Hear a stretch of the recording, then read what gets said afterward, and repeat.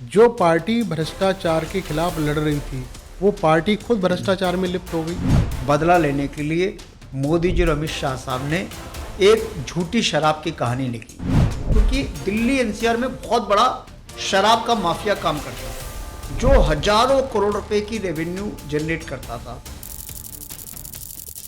अरविंद केजरीवाल के अलावा आपके शीर्ष जो नेतृत्व था, टॉप जिसको लीडरशिप कहते हैं, वो जेल जाने का आधार बना। 2.5 साल में 1 रुपए की उनको कहीं पे भी कोई रिकवरी नहीं हुई, कोई मनी रिकवरी नहीं हुई, कोई मनी ट्रेल नहीं थी, कोई इंडिपेंडेंट विटनेस नहीं था। तो झूठा केस बनाना, किसी को अरेस्ट करना है तो बहुत आसान बात है। जब आप विक्टिम थे, जनता को लग रहा था कि आम आदमी पार्टी के साथ में गलत हो रहा है, उसके बावजूद भी आम आदमी पार्टी चुनाव हार जाती है। चुनाव लड़ना, चुनाव जीतना, चुनाव हारना, ये डेमोक्रेसी का एक पार्ट। पूरे का पूरा इलेक्शन कमीशन और पूरे का पूरा राजीव कुमार हो, गणेश कुमार हो, सब लोग चोर है। लेकिन आम आदमी पार्टी मानने को राजी नहीं है कि हम चुनाव हारे। उन्होंने कहा हमारा जीता हुआ चुनाव भाजपा ने चोरी कर लिया। देखिए, भारतीय जनता पार्टी वोट की चोरी करती है, इसमें तो कोई संदेह नहीं है। भारतीय जनता पार्टी से कोई मजबूती से लड़ाई लड़ सकता है तो वो आम आदमी पार्टी लड़ सकती है। फुल मेजोरिटी के साथ आप लोग विपक्ष में बैठे हो, फिर शांत कैसे हो? हमने मोदी जी की जो ये फेक जो फ्रॉड है यमुना जी वाला का पर्दाफाश करा। कोशिशें तो बहुत हुई आप लोगों की तरफ से, लेकिन यथास्थिति आज भी यमुना की वैसी ही है। 23 अक्टूबर 2025 की रिपोर्ट है। पूरी की पूरी यमुना मल मूत्र से भरी है। नहाना और आचमन तो बहुत दूर की बात है। इंडिया ब्लॉक से आपकी पार्टी ने तलाक क्यों ले लिया? कि नरेंद्र मोदी जी से और अमित शाह से और भारतीय जनता पार्टी आरएसएस के लोगों से अगर आपको लड़ाई लड़नी है तो आपको कमिटेड होकर लड़ाई लड़नी पड़ेगी। वोट चोर गद्दी छोड़, उस मुहिम में आम आदमी पार्टी साथ खड़ी है या पीछे है? देश में किसी आदमी के पास अगर उसका एक से ज्यादा राज्यों में अगर नाम दर्ज है तो ये इलेक्शन कमीशन की दिक्कत है। अगर इलेक्शन कमिश्नर को पता था, इलेक्शन कमीशन को पता था, तो उनके खिलाफ एफआईआर क्यों नहीं की?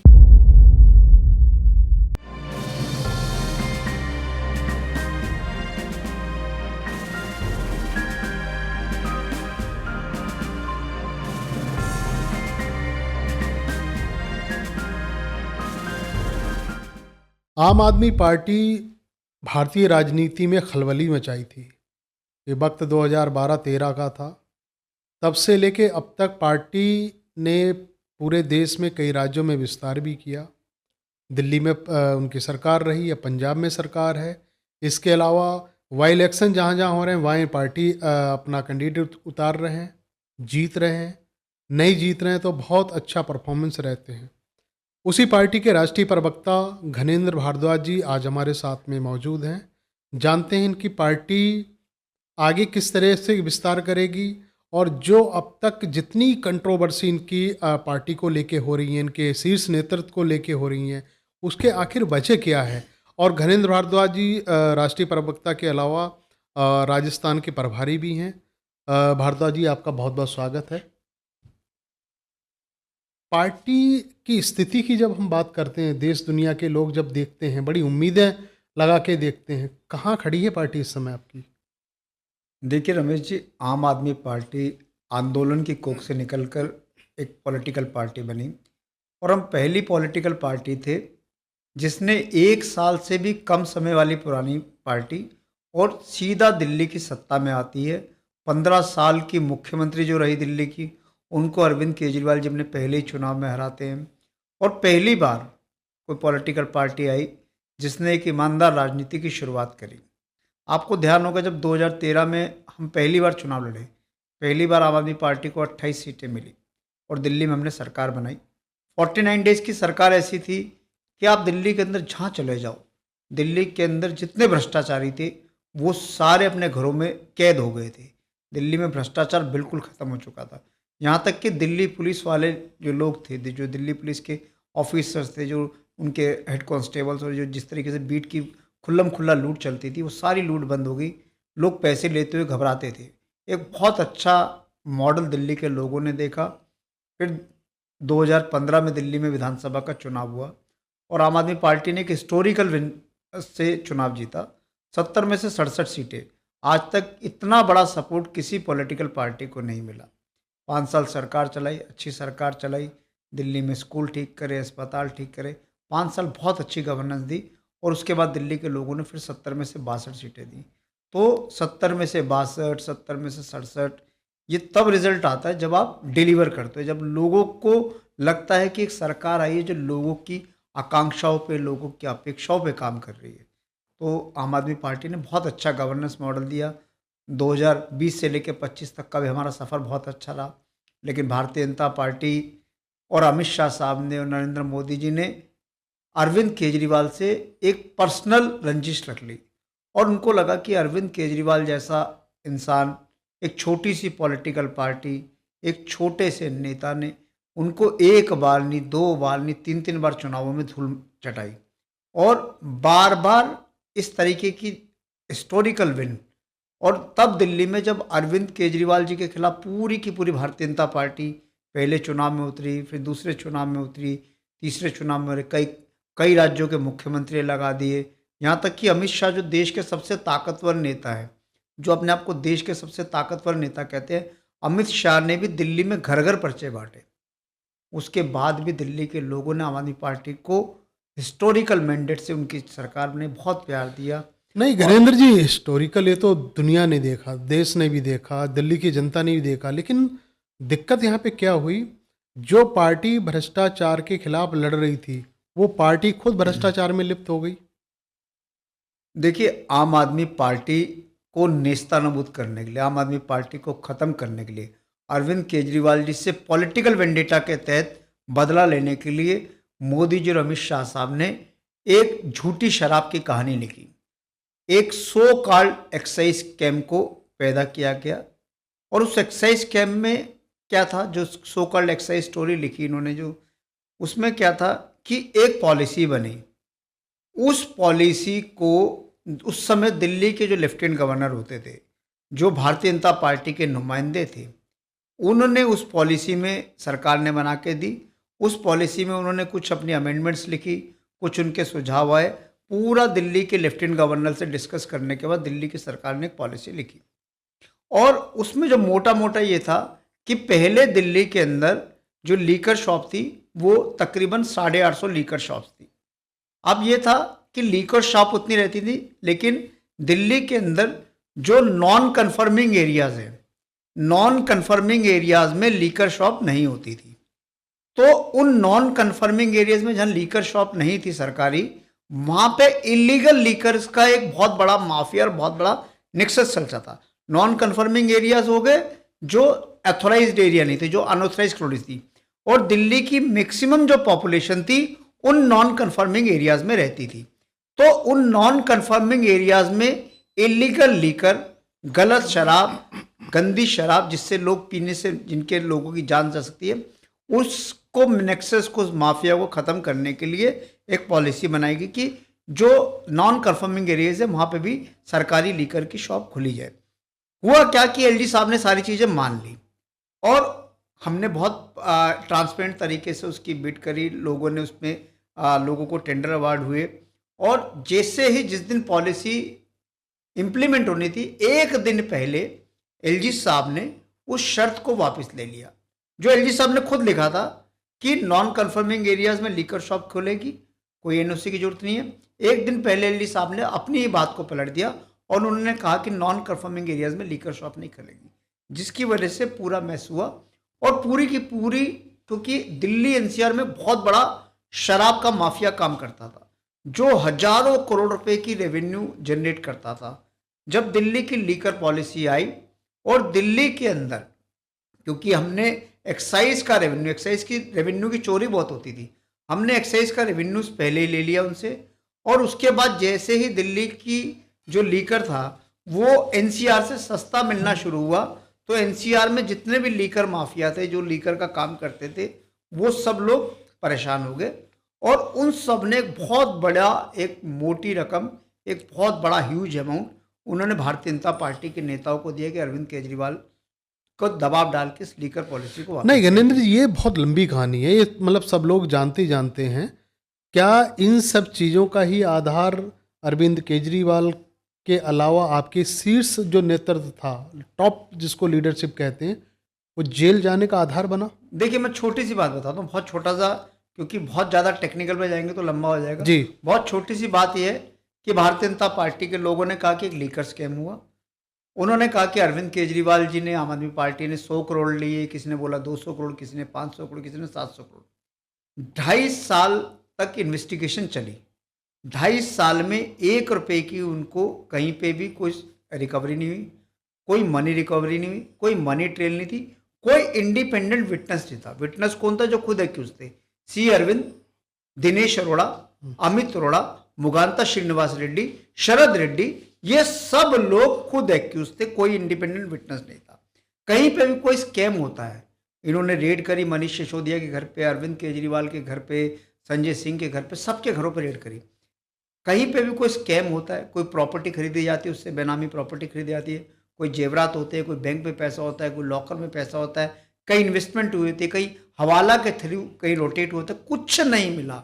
सिर्फ झूठी कहानी लिखी, और उस झूठी कहानी से इन्होंने अरविंद केजरीवाल जी नहीं, को, ये मनीष झूठी सिसोदिया जी को, ये झूठी मैं कहानी जो इसलिए आप आपको बता कह रहा रहा हूँ। हूँ, मैं उसमें हाँ, आप हाँ। थोड़ा साइड कर देता मैं हूँ। नहीं, मैं कि आपको झूठी कह रहा इसलिए कह रहा हूँ, हूँ, झूठी इसलिए कह रहा हूँ कि ये मामला जब इन लोगों ने सब नेताओं को अरेस्ट कर लिया, ये मामला देश की सबसे बड़ी अदालत सुप्रीम कोर्ट में गया, और सुप्रीम कोर्ट में उस टाइम जो सीजीआई अब रिटायर्ड हो गए, संजीव खन्ना, उनकी कोर्ट में मैटर था। और सीजीआई की कोर्ट में जब इस बात पे सुनवाई शुरू हुई, सीजीआई ने बोला, उस समय जो संजीव खन्ना साहब थे, उन्होंने बोला कि आपके पास कोई मनी रिकवरी करी? बोला जी कोई मनी रिकवरी नहीं। आपके पास कोई मनी ट्रेल है? बोले जी नहीं है। आपके पास कोई इंडिपेंडेंट विटनेस है? कुछ नहीं है। और 2.5-3 साल की पूरी इन्वेस्टिगेशन के बाद भी कुछ नहीं था। और जस्टिस खन्ना ने हमारे सब नेताओं को ईडी वाले केस में बेल तभी मिलती है जब कोर्ट इस बात को मान ले कि ये सामने वाला जो व्यक्ति है ये बेगुनाह है। और ईडी वाले केस में आपको अपनी बेगुनाही खुद साबित करनी पड़ती है, और जज को कन्विंस होना पड़ता है कि आप बेगुनाह हो।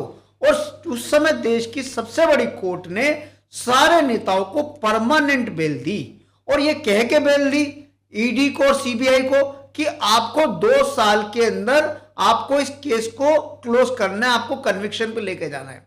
आज बेल मिलने के बाद भी 2.5 साल हो चुके हैं, अभी तक चार्जशीट तक सबमिट नहीं है, अभी तक इनके पास कोई इंडिपेंडेंट नहीं है। अभी 10 दिन पहले दिल्ली हाई कोर्ट ने बाकायदा ईडी को लताड़ मारी है कि आपने बहुत ज्यादा टाइम ले लिया, अभी तक आप चार्जशीट क्यों नहीं दे पा रहे, अभी तक चार्जशीट क्यों नहीं सबमिट करे? क्योंकि इनके पास कुछ भी नहीं है। देखो, झूठा केस बनाना, किसी को अरेस्ट करना है तो बहुत आसान बात है। आप किसी सरकार है, इनकी सारी एजेंसीज इनके पास है, आप कोई भी एफआईआर कराओ, किसी को उठा के जेल में डाल दो, लेकिन अल्टीमेटली आपको जुडिशरी के सामने विटनेस और एविडेंस लेके जाना पड़ते हैं। और इस पूरे केस के अंदर कोई विटनेस नहीं था, कोई एविडेंस नहीं था, 1 रुपए की मनी रिकवरी नहीं हुई, कोई मनी ट्रेल नहीं बता पे, पूरे का पूरा एक झूठा परसेप्शन।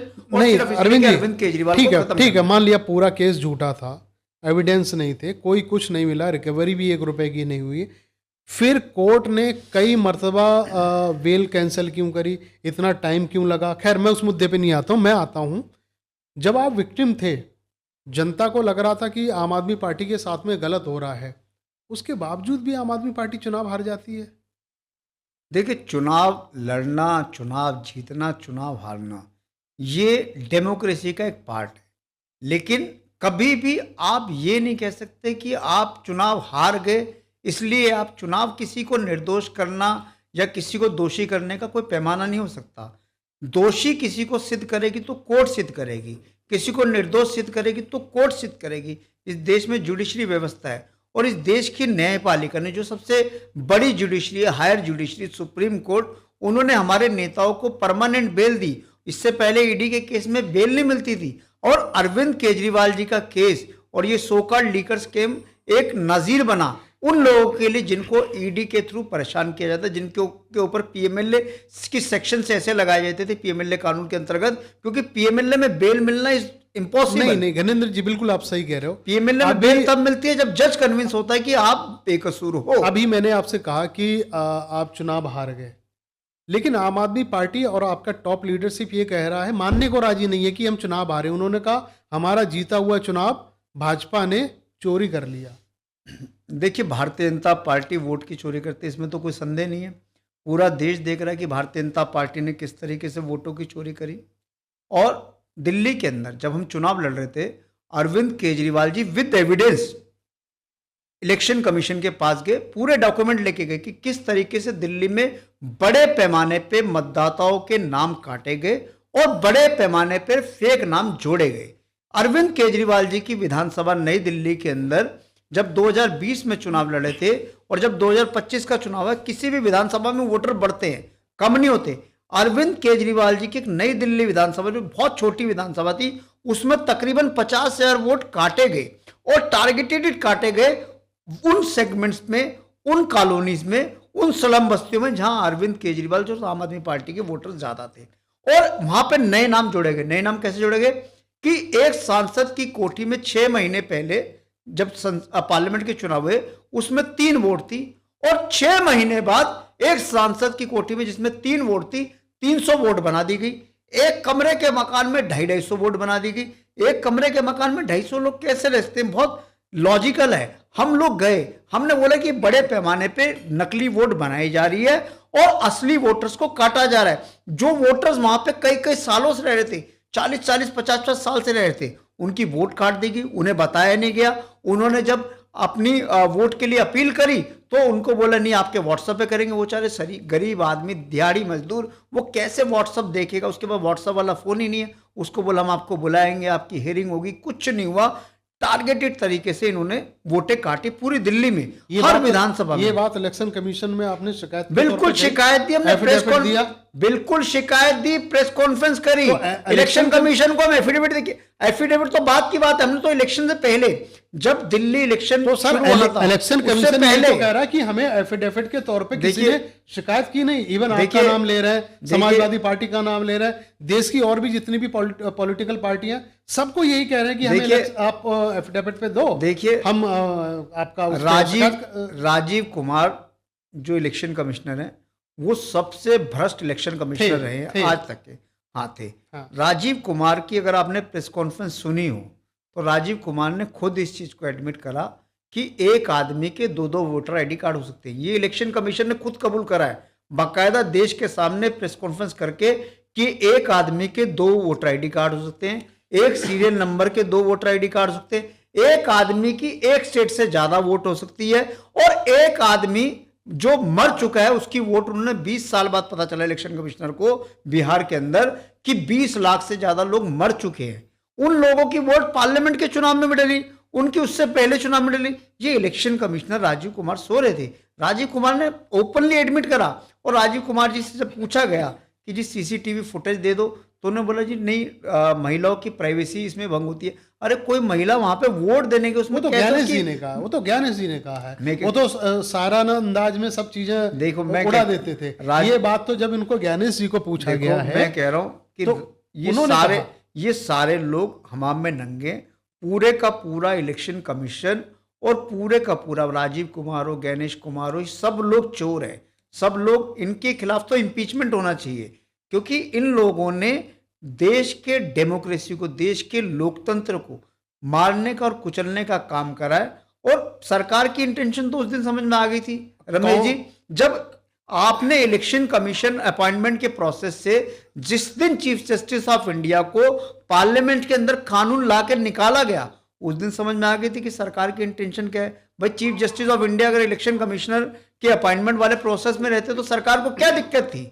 सरकार ने उनको क्यों निकाला और उनको निकाल के कानून मंत्री को डाला? तो ये तो साफ नजर आ रहा था कि एक ऑपरेशन लीडर रहेगा, कानून मंत्री होगा, प्रधानमंत्री होगा, तो जो प्रधानमंत्री कानून मंत्री चाहेंगे वो इलेक्शन कमिश्नर बन जाएगा। तो गणेंद्र जी, कांग्रेस की जो मुहिम चल रही है वोट चोर गद्दी छोड़, उस मुहिम में आम आदमी पार्टी साथ खड़ी है या पीछे है?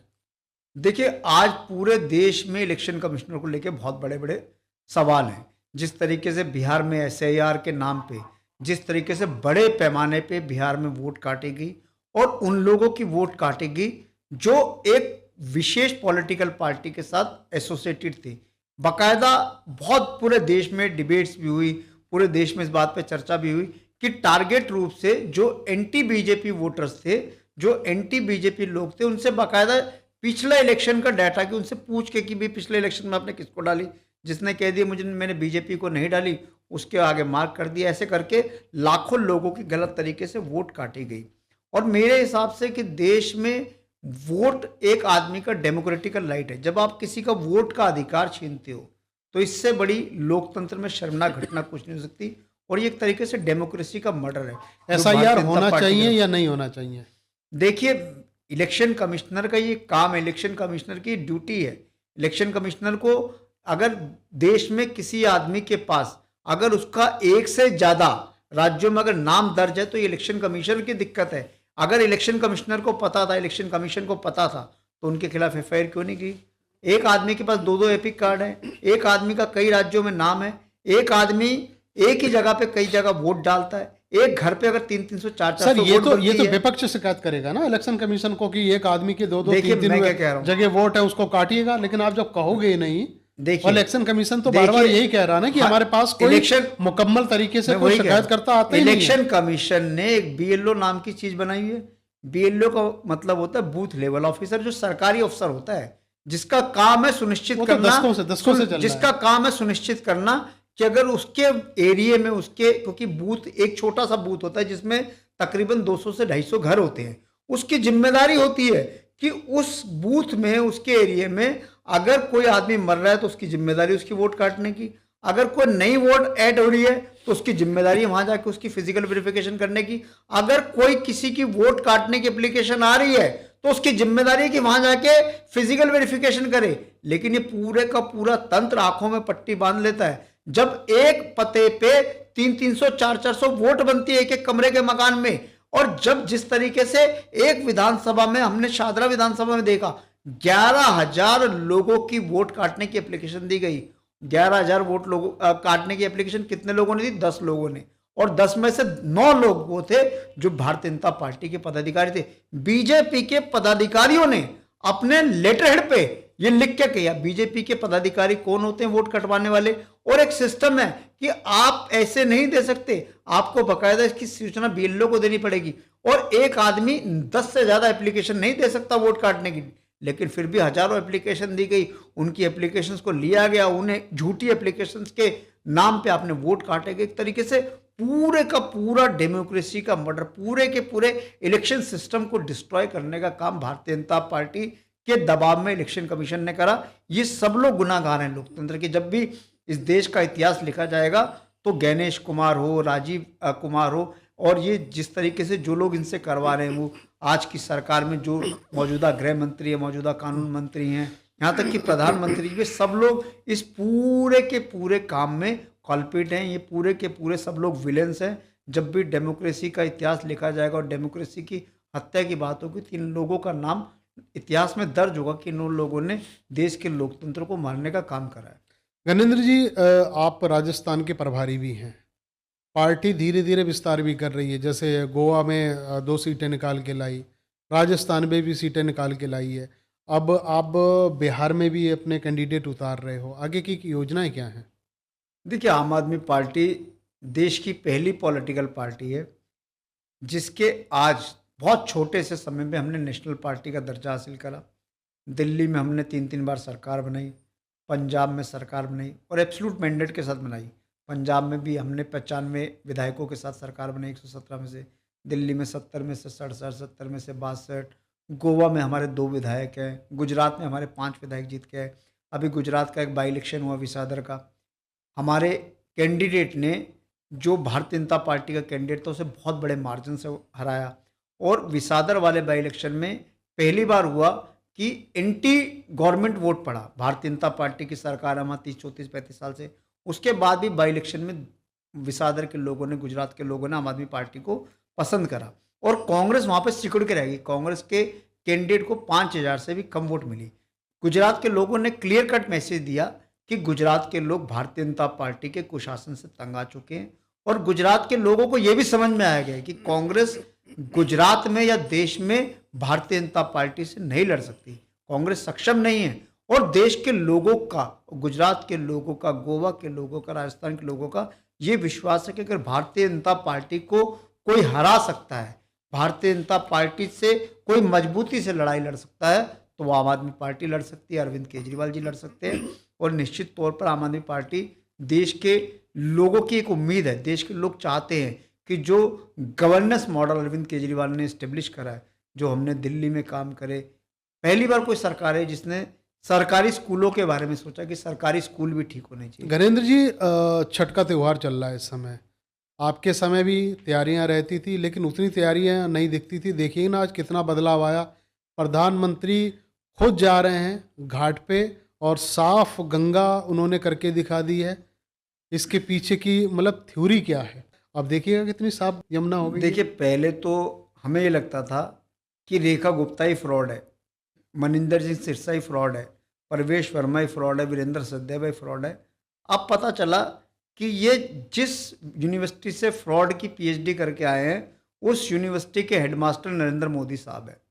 ये सब लोग फ्रॉडगिरी में लगे हुए हैं।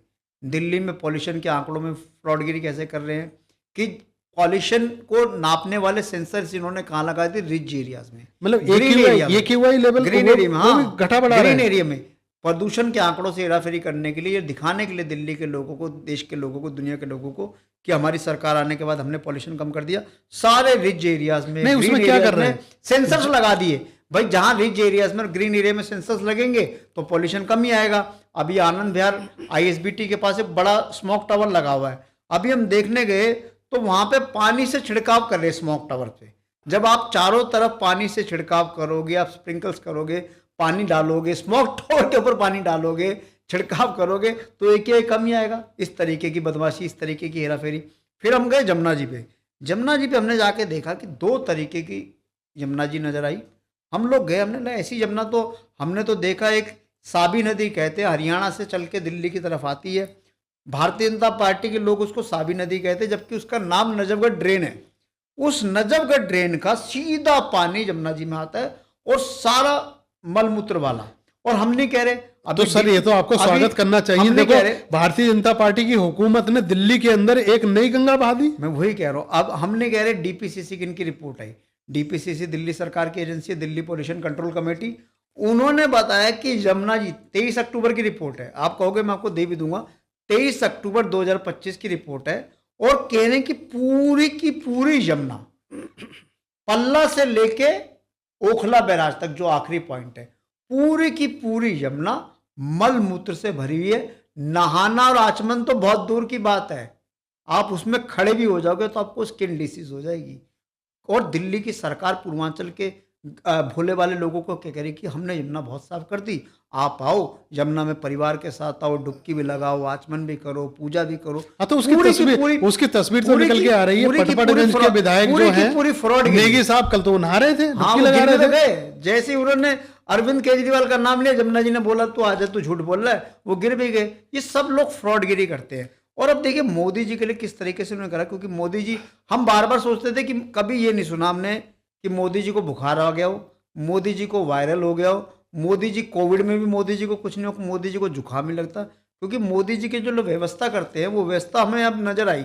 दिल्ली के एक वासुदेव घाट में इन्होंने क्या करा, एक तरफ तो मटमेली यमुना जी है जहाँ पे पूर्वांचल वासियों को कह रहे कि आप जाओ वहां छठ मनाओ, एक तरफ मोदी जी के लिए इन्होंने मिनरल वाटर वाली यमुना अलग मोदी से जी के लिए, हाँ अलग से, एक सोनिया विहार से गंगा का एक लाइन आ रही है, गंग नहर, उसको पंक्चर करा, उसमें पाइप लगाया। हमने तो बेकायदा, सौरभ भारद्वाज हमारे दिल्ली के अध्यक्ष, उन्होंने वीडियो दिखाई, गंग नहर को पंक्चर करा, उस पंक्चर में पाइप लगाया और पानी लगा के पूरे का पूरे एक आर्टिफिशियल घाट बना दिया, उसमें सारे का सारा पानी डाल दिया। ये तो सर बड़ा आरोप लगा। बिल्कुल आप रेखा गुप्ता सरकार के ऊपर नहीं, रेखा गुप्ता नहीं, ये तो आप देख सकते हो, तो सारे विजुअल चल रहे हैं, हर टेलीविजन ने दिखा, मतलब साफ नजर आ रहा है प्रधानमंत्री के लिए कि ये यमुना जी जा रही है मटमैली गंदी, उसके बीच में थोड़ी सी 20-30 फुट की दूरी पे एक आर्टिफिशियल घाट बनाया, पानी लेके आए गंग नहर का, उसमें पानी डाल दिया, साफ पानी है, मिनरल वाटर वाला पानी है। मोदी जी जाएंगे, उसमें खड़े भी होंगे, यूं आचमन भी करेंगे, पानी भी पिएंगे और लोगों को, देश को, दुनिया को बेवकूफ बनाएंगे कि देखो जी हमने यमुना साफ कर दी।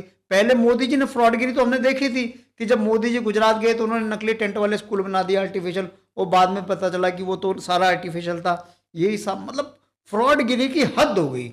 हम तो मतलब पहले लगता था कि ये रेखा गुप्ता, ये लोग फ्रॉड है। मोदी जी तो फ्रॉड यूनिवर्सिटी के पूरे हेडमास्टर हैं, पूरे VC वाइस चांसलर हैं उस यूनिवर्सिटी के, मतलब हद हो गई। आप नहीं कर पाए। देखो हमने भी कभी नहीं कहा था इनको, हमने कभी नहीं कहा कि 1 साल में 8 महीने में आप कर दो, ये खुद अपने बड़बोलेपन में फंस गए। कि जी हमने 8 महीने में दिल्ली की यमुना क्लीन कर दी, हमने दिल्ली का पॉल्यूशन खत्म कर दिया।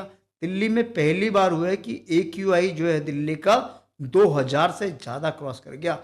आज भी दिल्ली के अंदर आप सांस नहीं ले सकते। आज दिल्ली के अंदर बुजुर्ग का, बच्चे का घर से निकलना दूभर है, क्योंकि उस दिल्ली की हवा इतनी जहरीली हो चुकी है कि बुजुर्ग की, बच्चों की जान भी जा सकती है। उस यमुना जी में भगवान न करे कोई पूर्वांचलवासी चला गया, उसको मतलब उसकी जान भी जा सकती है। इतनी गंदी यमुना है, इतनी गणेंद्र जी, गंदी यमुना है। AQI लेवल अगर 500-600 भी पार हो जाता है ना, तो उसको बाहर आदमी को निकलना मतलब गला रौंद जाता, बैठ जाता। आप 2000 की बात कर रहे हो, AQI 2000 पार करने की बात कर रहे हो।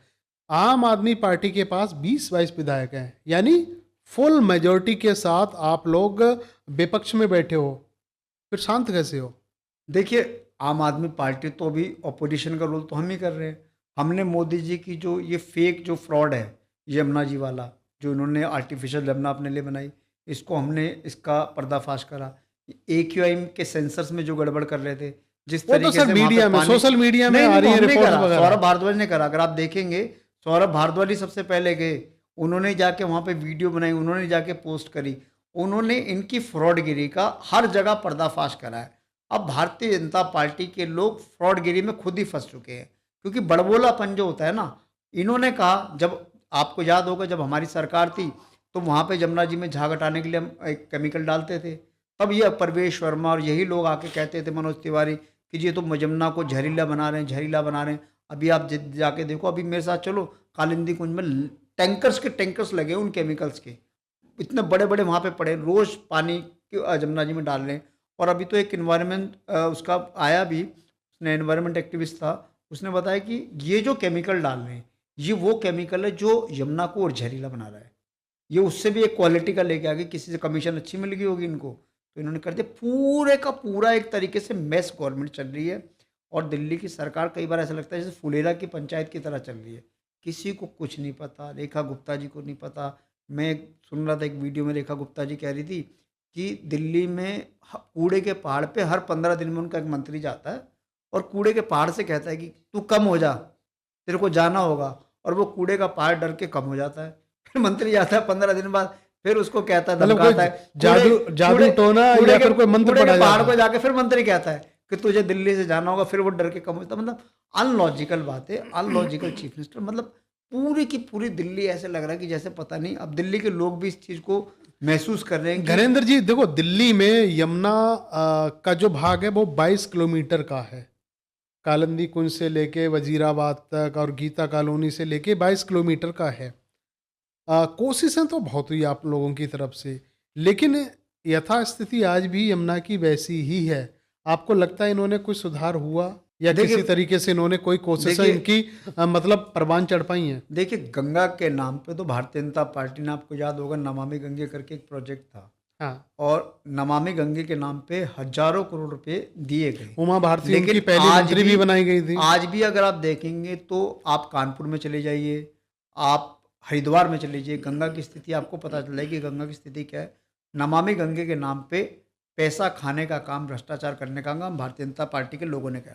दिल्ली में मैं यमुना की बात करूं, यमुना एक्शन प्लान हमारी सरकार ने बनाया, और यमुना एक्शन प्लान के चलते हुए हमने दिल्ली के, क्योंकि यमुना में क्या है कि यमुना जी में दिल्ली का जितना भी सीवर है, पहले तो सीवर सारा वहाँ जाता था, और सीवर भी क्या था कि दिल्ली की अनुसूचित प्रदेश में सीवर कनेक्टिविटी भी नहीं थी। हमने यमुना एक्शन प्लान के तहत दिल्ली की तकरीबन 1600-1700 कॉलोनी में हमने सीवर की लाइन बिछाई। उन सीवर की लाइन को जब हमने सीवर बिछा दिए, वहाँ पे हमने STP लगाए। पहले जो दिल्ली में STPs थे, सीवर ट्रीटमेंट प्लांट, उनकी कैपेसिटी कम थी, उनकी कैपेसिटी को हमने बढ़ाया। पहले दिल्ली का जितना सीवर ट्रीटमेंट प्लांट था, मोटा मोटा जब हमने सरकार टेक ओवर करी थी तो 250 से 300 MGD STP सीवर के पानी को साफ करता था। हमने वो 250-300 वाला जो MGD पानी था, उसको हम 800-850 तक लेके गए। दिल्ली में हमने STP की कैपेसिटी बढ़ाई, नए STP लगाए। कुछ STPs हमने वो लगाने थे, जिसके लिए हमें दिल्ली में जब से ये विनय सक्सेना आए, इन्होंने हमें DDA से लैंड दिलवानी बंद कर दी। दिल्ली में हमने STP लगाने के लिए लैंड मांगी, लैंड इन्होंने दी नहीं। हमारे सारे प्रोजेक्ट रख दिए। दिल्ली जोलबर्ग का जो बजट था उसको विनय नहीं, सक्सेना आपकी ने रोक सरकार के दिया। साथ में कन्फ्लिक्ट तो बहुत रहा, सेंट्रल ये- से आप लोगों को अब उतना देखिए- सहयोग नहीं मिल पाया जितना कोशिश करा, लेकिन घनेंद्र जी, आपसे एक आखिरी सवाल और है। इंडिया ब्लॉक से आपकी पार्टी ने तलाक क्यों ले लिया? देखिए, आम आदमी पार्टी एक नेशनल पॉलिटिकल पार्टी है और हमारा ये मानना है कि नरेंद्र मोदी जी से और अमित शाह से और भारतीय जनता पार्टी आरएसएस के लोगों से अगर आपको लड़ाई लड़नी है, तो आपको कमिटेड होकर लड़ाई लड़नी पड़ेगी। आपको उनके खिलाफ ओपनली और ओपन प्लेटफॉर्म पे जाके आपको उनकी लड़ाई लड़नी पड़ेगी, मुद्दों की लड़ाई लड़नी पड़ेगी। और आम आदमी पार्टी ने लगातार इस बात को लड़ाई लड़ी है और हम कभी डरे नहीं। अरविंद केजरीवाल जेल चले गए, मनीष सिसोदिया जेल चले गए, संजय सिंह जेल चले गए, हमारी टॉप की लीडरशिप जेल चली गई क्योंकि हमने उनसे लड़ाई लड़ी। हमने नरेंद्र मोदी और अमित शाह को, भारतीय जनता पार्टी को सब जगह एक्सपोज करा। लेकिन दूसरी तरफ कांग्रेस का कोई नेता जेल नहीं गया, कांग्रेस के किसी नेता को जेल नहीं हुई, सोनिया गांधी को भी जेल नहीं हुई, राहुल गांधी को भी जेल नहीं हुई। तो जब कांग्रेस को लेके इस तरीके का एक सॉफ्ट टच मोदी सरकार कांग्रेस के प्रति दिखाती है, तो लगता है कि कहीं ना कहीं कांग्रेस और बीजेपी की भी फिक्सिंग है। कुछ ना कुछ तो फिक्सिंग है कि जेल सारे आम आदमी पार्टी के लीडर जाएंगे, सारी लड़ाई वो हमसे लड़ेंगे, हमारी सरकार की बेदखली के लिए एलजी लगा देंगे, हमारी सरकार की बेदखली के लिए सारे देश के राज्यों के मुख्यमंत्री लगा देंगे, हमारे सब नेताओं को जेल डाल देंगे, हमारे सब नेताओं पे फर्जी केस लगा देंगे, लेकिन कांग्रेस से कुछ नहीं करेंगे। तो कहीं ना कहीं कांग्रेस और भारतीय जनता पार्टी की जो सेटिंग है वो भी देश के लोग देख रहे हैं। और दोनों का देखो एक ही है, इस देश को 70-75 साल में बर्बाद अगर मोदी सरकार और भारतीय जनता पार्टी ने करा तो कांग्रेस भी कम गुनाहगार नहीं है, क्योंकि देश में अधिकांश समय पे कांग्रेस की सरकारें रही। कांग्रेस ने भी देश में कभी भी गरीब के लिए नहीं सोचा, कांग्रेस ने कभी नहीं सोचा कि गरीब के बच्चे के लिए अच्छे स्कूल बनाए जाए, गरीब के बुजुर्ग के लिए अच्छे अस्पताल बनाए जाए, इंफ्रास्ट्रक्चर को बिल्डअप किया जाए, इकोनॉमी को ठीक किया जाए, एम्प्लॉयमेंट को ठीक किया जाए। कांग्रेस भी बराबर की दोषी है जितनी भारतीय जनता पार्टी दोषी है, क्योंकि मोदी जी ने तो 11-12 साल में जो देश का नुकसान करा वो तो करा, लेकिन मैक्सिमम टाइम पे कांग्रेस की भी सरकार रही है। तो इस देश को लूटने में, इस देश को बर्बाद करने में, इस देश की बर्बादी में कांग्रेस और भारतीय जनता पार्टी बराबर के गुनाहगार हैं। और किसी भी पॉलिटिकल पार्टी को कांग्रेस और भारतीय जनता पार्टी दोनों से लड़ाई लड़नी पड़ेगी। अगर इस देश को अगर हमें रीबिल्ड करना है, इस देश का नवनिर्माण करना है, इस देश में अच्छा शासन देना है, गुड गवर्नेंस देना है, गरीब की बात करनी है, मजदूर की बात करनी है, किसान की बात करनी है, शोषित की बात करनी है, अल्पसंख्यक की बात करनी है, पिछड़े की बात करनी है, दलित की बात करनी है, आदिवासी की बात करनी है, तो कांग्रेस भारतीय जनता पार्टी से बराबर दूरी बना के किसी पॉलिटिकल पार्टी को इनिशिएट लेना पड़ेगा। और आज आम आदमी पार्टी ने इस दिशा में कदम रहा है। हमारे मानना है कि कांग्रेस और भारतीय जनता पार्टी दोनों इस देश की बर्बादी के दोषी हैं और हमें एक ऑल्टरनेट पॉलिटिक्स देनी है, काम की राजनीति को एस्टेब्लिश करना है कि देश में ईमानदार सरकार हो, ईमानदार नेता हो, देश का पैसा, लोगों का पैसा लोगों के लिए खर्च हो, देश मजबूत हो, देश की इकोनॉमी मजबूत हो और देश में हर आदमी एम्पावरमेंट हो, चाहे वो गरीब हो, चाहे मजदूर हो, चाहे आदिवासी हो, पिछड़ा हो, दलित हो, सबकी लड़ाई लड़नी है। तो अभी आम आदमी पार्टी ने काम शुरू करा और देश के लोग भी आम आदमी पार्टी की पॉलिटिक्स को पसंद कर रहे हैं। आज गोवा में हमारे 2 विधायक हैं, गुजरात में 5 विधायक हैं, जम्मू कश्मीर में 1 विधायक है, पंजाब में हमारी सरकार है, दिल्ली में हमने 3 बार सरकार चलाई। अरविंद केजरीवाल जी जैसा एक बहुत बड़ा लीडर हमारे पास है, जिनकी विजनरी को, जिनके काम को, जिनके Arvind Kejriwal model of governance को देश में हर जगह, हर सेक्शन, हर कम्युनिटी उनको पसंद करती है। तो धीरे धीरे हमने अब सफ़र शुरू करा है। तो आने वाले समय में देखना कि आम आदमी पार्टी इस देश के लोगों की, 140 करोड़ लोगों की एक उम्मीद, एक की किरण है। और हम जिस तरीके से लगे, हम लोगों को भी यही कह रहे हैं कि आज लोगों के पास मौका है, लोगों के पास एक अच्छा ऑल्टरनेट है पॉलिटिक्स का, आम आदमी पार्टी के रूप में आप उसको पसंद करें भी। गुजरात और गोवा का आप रिजल्ट देखना, मैं आज आपको कह के जा रहा हूँ 2027 में चुनाव है, बहुत अच्छा रिजल्ट आएगा। और गुजरात जिसको मोदी जी का अभेद किला कहा जाता है, जिस गुजरात मॉडल को लेके पूरे देश में मोदी जी ने सरकारें बनाई, उस गुजरात मॉडल अब वो डिस्ट्रॉय होने जा रहा है, उसकी हवा निकल चुकी है, उसका गुब्बारा फट चुका है। और 2027 में गुजरात में आप देखना कि आम आदमी पार्टी की सरकार बनेगी। और जैसे ही गुजरात में हमारी सरकार बनेगी, आप देखना पूरे देश से भारतीय जनता पार्टी का पतन शुरू हो जाएगा, क्योंकि गुजरात ही उनका बेस था। गुजरात को जिस दिन हम किल कर देंगे, जिस दिन गुजरात को ख़त्म कर देंगे, पूरे देश से भारतीय जनता पार्टी और नरेंद्र मोदी और आरएसएस की विचारधारा का पूरी तरीके से नेस्तनाबूद हो जाएगी। चलिए, आप आए हमारे स्टूडियो में और विस्तार से आपने सारी पार्टी को लेकर और आपके विजनरी को लेकर आपने बातचीत करी। बेबाक सारे मुद्दों पे आपने जवाब दिया।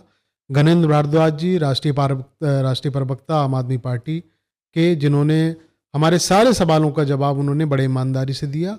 सर, आप दफ्तर आए और आपके साथ में ये कहो कि पॉडकास्ट करते हुए बड़ा मज़ा आया। अगले सेगमेंट में किसी और हस्ती से हम लोग होंगे रूबरू। तब तक के लिए धन्यवाद।